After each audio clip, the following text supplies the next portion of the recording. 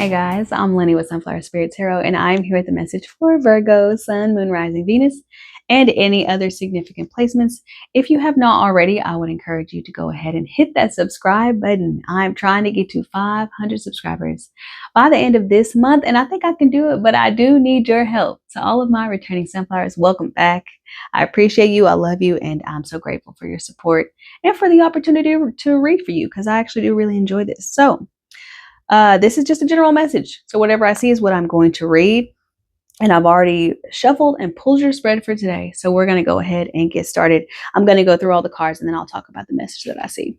We have the Queen of Pentacles, okay? This is obviously Earth sign, feminine energy, Taurus, Virgo, Capricorn. So I think that this might represent you, Virgo, in this situation. You might be in the feminine. It doesn't matter about your body. It's just the energy. We also have the Page of Swords here, which is kind of this immature air sign energy, Gemini, Libra, Aquarius. And I'm only going to say the signs that are significant simply just to give people confirmation. It does not have to be, people do not have to be these signs, okay?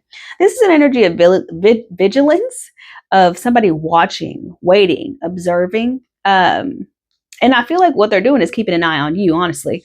We have the Three of Pentacles here. This can represent partnership, co-working, I'm sorry, not co-working, co-parenting, co-workers, or a workspace or a work energy. It can also represent like a partnership within the home as well. We have the Four of Wands. This is the wedding card, the marriage card. This is also the card that represents home for me. This is my home card. So we're getting a lot of home partnership kind of energy, which may suggest to me that you might be dealing with somebody that you're in romantic relationship with, that you're having a bit of a conflicting or chaotic time with right now. Maybe things are a little bit more dramatic than they usually are. We have the Five of Wands at the center of the spread. That's where I'm getting the drama from. This is conflict. This is gossip. This is other people sticking their oar in. This is other people putting in their 2 cents when it is not needed. This is people getting involved in a situation, which to me seemingly looks like it's between you and this other person. And maybe they're just people who are sort of like I don't know, maybe bystanders are getting involved in kind of the situation. I'm not really sure.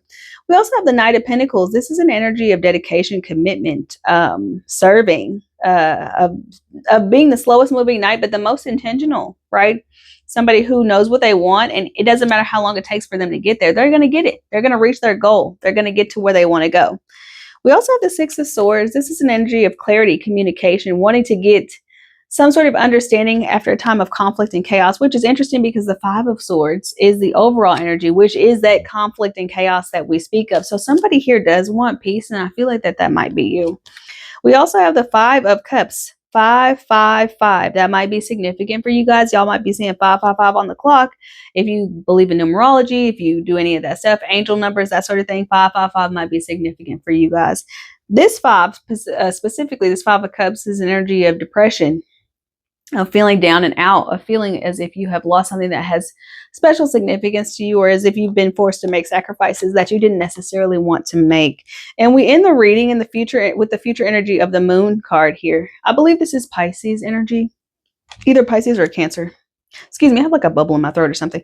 So with the Moon card ending the reading here, it's a very mysterious energy. I'm not going to clarify all of these cards in every reading, but I'm going to go ahead and clarify this Moon card once we get to it, just so I can see what might be hidden in the shadows here.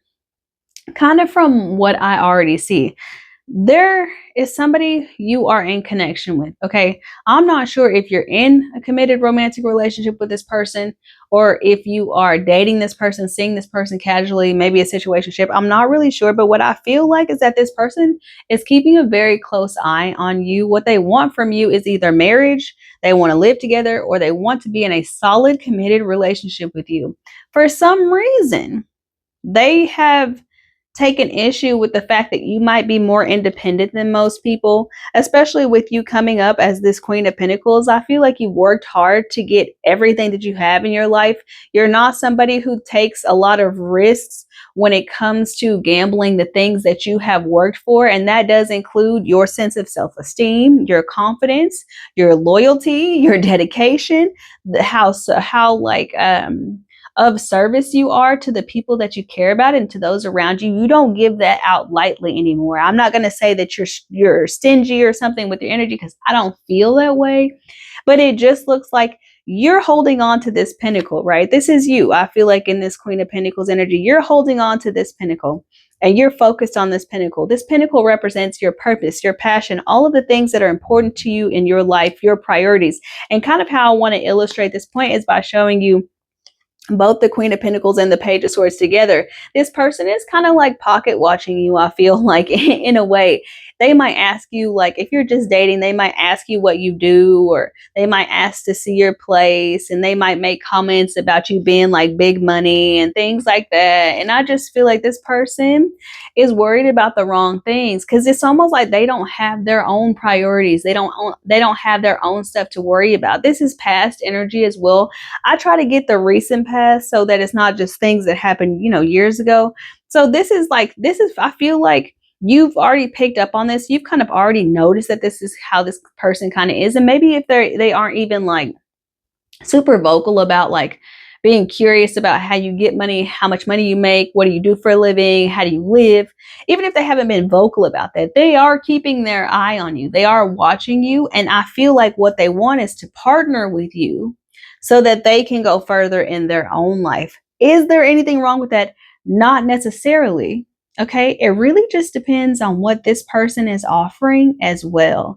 And with them coming up as this Page of Swords, I'm not really sure what they're offering here. It just looks like they're creating a lot of drama or a lot of chaos around the fact that you have not yet fully committed yourself to them in the way that they want you to. They might even be trying to move in with you, to be honest. Like, they might even be like wondering why you guys aren't cohabitating or why you guys don't live together yet. Like, do you love me? Like, are we going to be together? Are we going to get married? Then why can't we just live together? I feel like this person is looking for an upgrade at your expense. If you're comfortable doing that, then it is what it is. But I don't think you are. I think that you have reservations because you feel like this person might have unrealistic expectations. You might have come to the conclusion that maybe you're not quite ready to change your lifestyle or the way that you live to accommodate this other person's desires, whether it is cohabitation or just to be in a romantic relationship. I'm not sure if they're putting a lot of pressure on you or not, but what I would say is that I don't think you're the type who's going to fold. I think you have established your sense of self and everything that you've created in your life, and it has taken work. And because it's been a process, and I feel like you've been grateful for every step that you've taken, you understand how long it takes to get to where you are. Now you're potentially in connection with somebody who maybe hasn't put in that same level of work, maybe who hasn't been that disciplined, maybe who hasn't been that focused, maybe because they spend way too much time being worried about what other people have going on. And maybe that's the reason why they can't get their stuff up off the ground, if that is in case, like it is in fact the case. But I just feel like you already see that in this person, that maybe they're not necessarily somebody who is on your level in some ways or on your frequency in some ways. It's almost like you can see how much you would be benefiting their life, or how beneficial you would be to their life or to their lifestyle. And I think that's where your reservations come from. I also think that there needs to be a conversation had about what your expectations are in regards to this romantic relationship. To be honest, that's like getting into some future energy. I feel like you are going to try to clarify what it is that you want and need at this time, even if it doesn't align with what this person wants. And I think that I think it's going to be disappointing to them. And I think that you're going to question their loyalty or their commitment to the relationship, because how is this person going to react? Excuse me. How is this person going to react when they're in a relationship and they're not getting everything that they want and everything that they're asking for and everything that they're demanding from you? I just don't necessarily see this person really adding a whole lot to your life or adding a whole lot of value, because I can't see that right now. It's just not showing me that. All I can see right now is that this person is willing to do or say whatever it takes to upgrade themselves or to get out of the position that they're currently in. Okay, I would warn you guys that this could be a homosexual situation. Okay, if you're not familiar with that term, it basically means somebody who gets into romantic relationship just to upgrade their standard of living. And some of them are quite literally homeless or already living with somebody else that they're now bored of, got tired of, or is done putting up with their BS. This could be somebody who naturally attracts a lot of chaos and a lot of drama because they lack discipline and focus and commitment and in dedication in their own life and in their own career, or they don't apply that to their own sense of purpose. That's why they're so worried about what you have going on. That's why they're so worried about what kind of money you make. That's why they're so worried about what designers you're wearing. You might even have this person trying to penny pinch your money. Like, have y'all ever gone out to eat and they said something like, "Oh, that's too expensive, we should get something else," or this place is too expensive, we should go somewhere else, and they're not even the ones paying for it?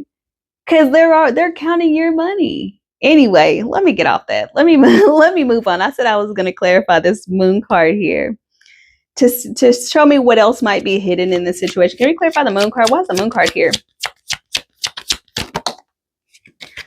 I feel we have the Nine of Swords and the Three of Swords. Okay, I would say that you and the Temperance card at the bottom of the deck, Sagittarius energy. Okay, we're gonna wrap up this reading. We're coming to the ending here, and I'm gonna finish it by saying this with this Nine of Swords and this Three of Swords. I think the thing that holds you back from really letting this person know what it is and what it will not be is the fact that you know that you're going to disappoint them, is the fact that you know you might lose them as a result of not doing what they want you to do or playing the role that they want you to play in their life.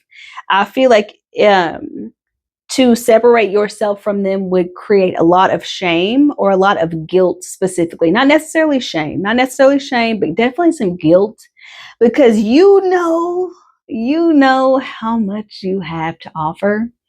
And it almost in your mind feels like you might be punishing this person by not choosing to move forward in the way that they want to move forward. What I would caution you against is feeling guilty for another adult not being where they want to be in life because it wasn't handed to them. If this is somebody who was just as hardworking, just as determined, just as dedicated as you are to your goals, to your dreams, to your idea of success, whatever that looks like for you, then this wouldn't even be a conversation, right? This wouldn't even be an issue. But you already know that this is not the kind of person who can match your work ethic. This is not the kind of person who can match your dedication. This is not the kind of person who can match your sense of stick-to-itiveness, okay? For lack of a better term. And if that's okay for you, if you're comfortable being in the feminine energy, providing an upgrade or providing a higher lifestyle to this person who doesn't seem to have really worked for it. Now, do we have to work for everything? No. Some things, hey, you know what I mean? I'm not judging. I'm just saying, based on what I see and what you've earned for yourself, I feel like that's really important to you, to have somebody in your life who matches that. Okay? I don't think that this person matches that. And I think that that's where all of your conflict, all of your drama, all of the confusion is going to come from, because you might really, really, really like this person. You might feel like you have a very strong connection with this person. You might have even seen the potential in this person to where you thought, wow, if I just help them get on their feet, if I just give them a place to stay, if I just upgrade them in their lifestyle, then there's no telling where they could be 5 years from now. And you're right. There is no telling where they could be 5 years from now. There's no telling. They could be anywhere 5 years from now, with or without your support, because clearly they're not grounded in their own success, in their own career, in their own security. They seek out people to provide those things for them. If you're comfortable with that, then I don't really have much else to say. But if you're not comfortable with that, then I would not let the guilt of letting this person go back to wherever they're from. They might even say, I don't have anywhere else to go, or I don't have any other options, and you're my only, and I was depending on you, and I was,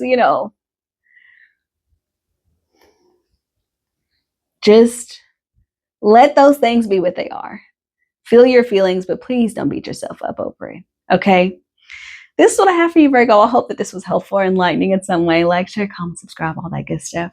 And I'll be with you next time.